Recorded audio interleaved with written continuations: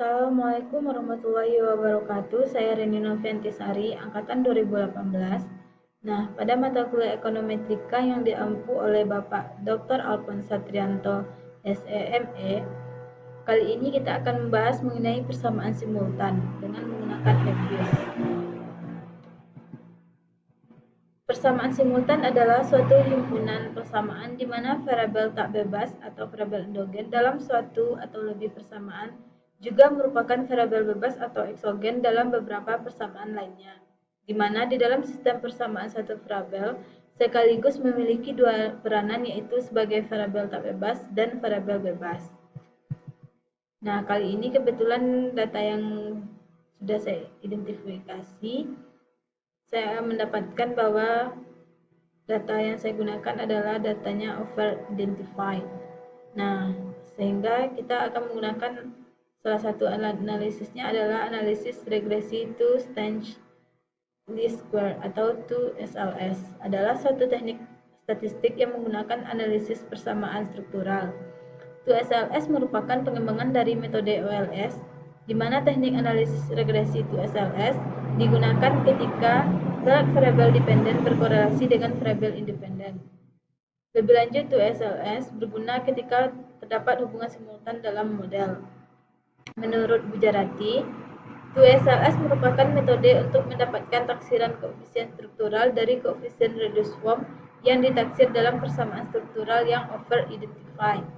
Selain itu, 2SLS dapat juga digunakan untuk menaksir persamaan struktural yang just identified. Dalam 2SLS, variabel-variabel dependen yang berkorelasi dengan variabel independen.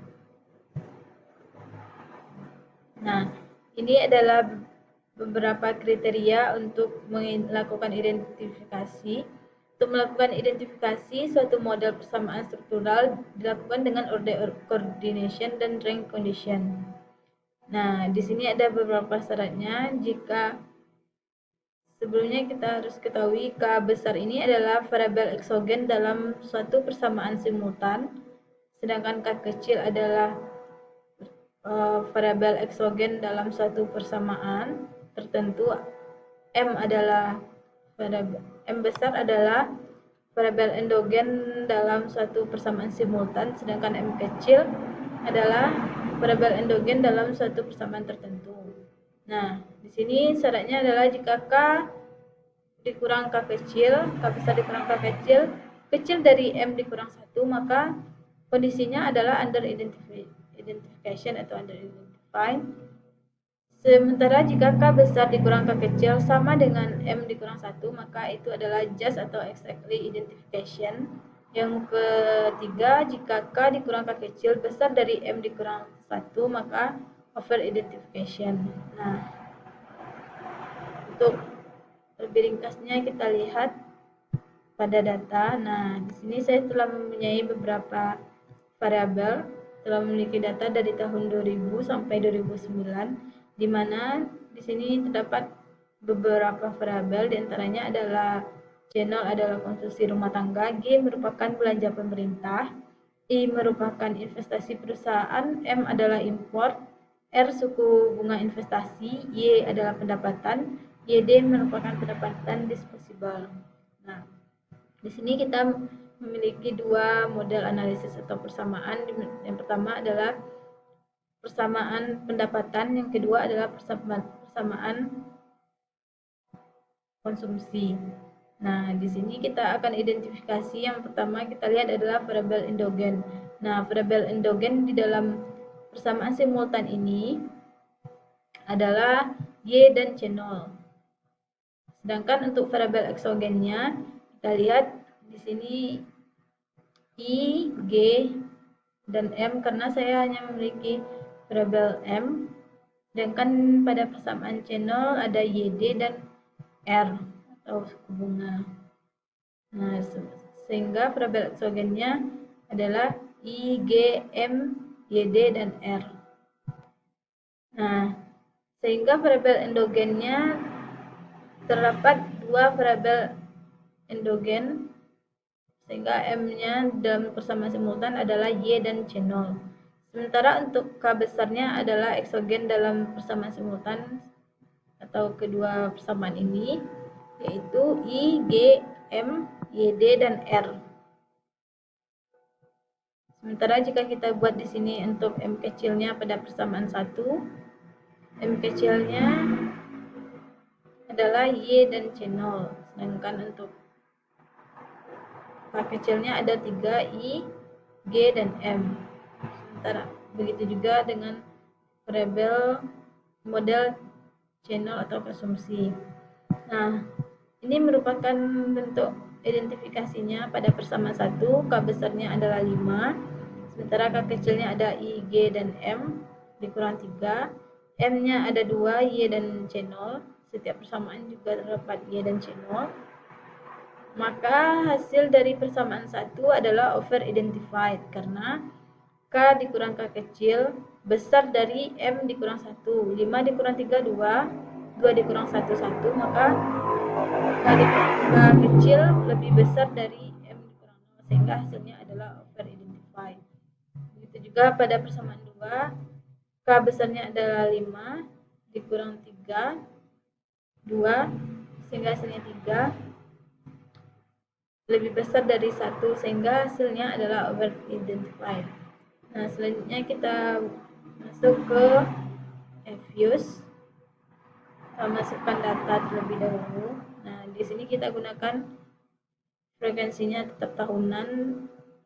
Kita ambil start date-nya dari tahun 2000 sampai 2019. Oke. Nah, langkah pertama yang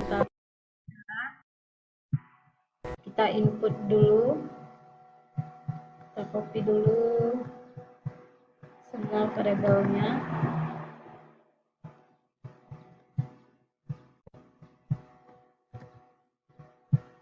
Nah, semuanya sudah terinput. Kita tutup. Nah, langkah yang pertama yang akan kita lakukan, karena dalam satu variabel ini juga ada, kita lihat variabel C0 juga terdapat variabel Y, dan variabel Y juga terdapat variabel C0. Nah, yang ingin kita lihat terlebih dahulu, kita akan melakukan analisis persamaan pada Y atau persamaan pendapatan. Maka C0-nya kita lihat dulu apakah dia berhubungan atau tidak. Kita input C0 terlebih dahulu. C0, C, kita masukkan semua variabel eksogennya I, G, M, Y, D, pendapatan disposable, dan suku bunga. Oke. Nah, dari hasil ini kita lihat ada 3 variabel yang memiliki hubungan terhadap konsumsi. Probabilitasnya berada di bawah 0,05. Nah, kita akan lihat dulu residualnya karena kita akan menambah residnya. Ini setelah dia berhubungan resid. Oke. Nah, selanjutnya kita masukkan ke persamaan Y, C, terdapat variabel I, G, M, dan resid merupakan C0. Res, ambil res. Oke. Nah, di sini kita lihat bahwasanya variabel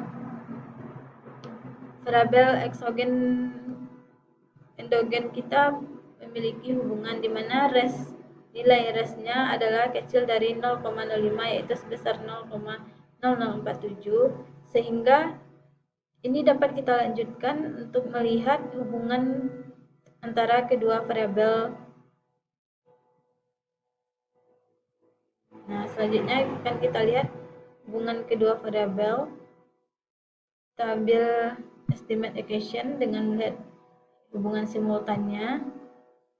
Nah, di sini kita ambil 2SLS karena tadi variabel yang kita gunakan atau persamaan yang kita gunakan itu identifikasinya adalah over identified. Maka kita ambil 2SLS. Nah, di sini karena dia nilai resistnya adalah 0 besar kecil dari 0,05, sehingga variabel kita dapat kita lanjutkan untuk melihat hubungan simultannya. Nah, ini dapat kita masukkan ke persamaan 1 atau persamaan 2. Nah, persamaan 1 kita tadi adalah Y sama dengan channel I, G, dan M. Kita masukkan ke persamaan 1 terlebih dahulu. Y, G, channel I, G, dan M. Nah, instrumen listnya sini kita ambil nilai variabel, kita masukkan semua variabel eksogen yang ada di dalam persamaan simultan. I, G, M, Y, D, dan R.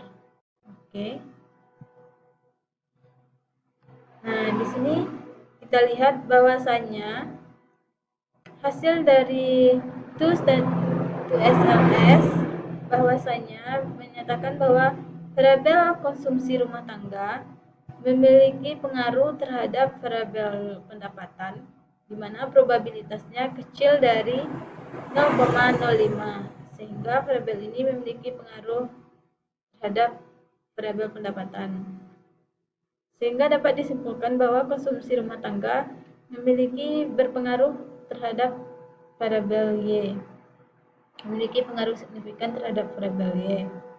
Nah, hal ini juga dapat kita lakukan masukkan ke persamaan kedua, yaitu channel C. Persamaannya adalah YD dan Y. Instrumen listnya tetap variabel konstan atau variabel include-nya konstan, yaitu kita masukkan variabel eksogen. Nah, di sini metodenya sudah 2SLS. Oke. Nah, di sini dapat kita ambil kesimpulan juga bahwasanya variabel-variabel pada persamaan konsumsi rumah tangga, di mana Y pendapatan yang ada di dalam persamaan konsumsi rumah tangga ini memiliki pengaruh yang signifikan terhadap variabel konsumsi rumah tangga, di mana probabilitasnya adalah kecil dari 0,05, sehingga dapat disimpulkan bahwa pendapatan ini memiliki pengaruh yang signifikan terhadap variabel C0. Sehingga itulah hasil dari persamaan simultannya